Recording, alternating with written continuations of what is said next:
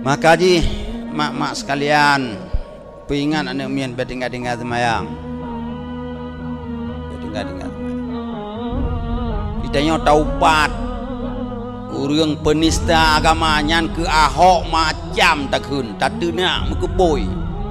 Bengeh tu. Karena dia menistakan agama. Nabi kepegang as-salatu imaduddin.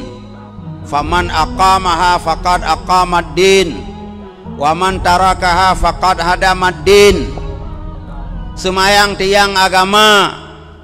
So yang pedang semayang. Pumana pedang? Mulazamah wa mudawamah.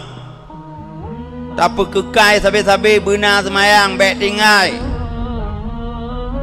Bi rukuniha wa syurutiha. Benar syarat, benar rukun. Nyan kekun pedang semayang. So yang pedang semayang, nah semayang sabi-sabi, maka dia sudah mendirikan agama. Tapi siapa saja yang meninggalkan salat, tidak salat, faqad hadamaddin, dia sudah menghancurkan agama. Bukan menista, menghancurkan agama.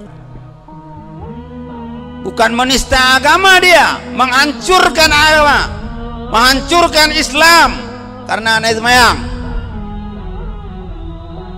Nah orang yang kun ke Islam bengeh dia.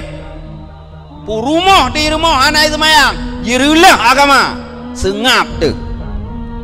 Anu di rumah anak semayang, sengap tu. Pada haji tukar rulah agama, lah rumah dia. Jangan main-main dengan salat. Hanjun lah untuk Tuhan tengok tak kalah tu. Tidak bisa.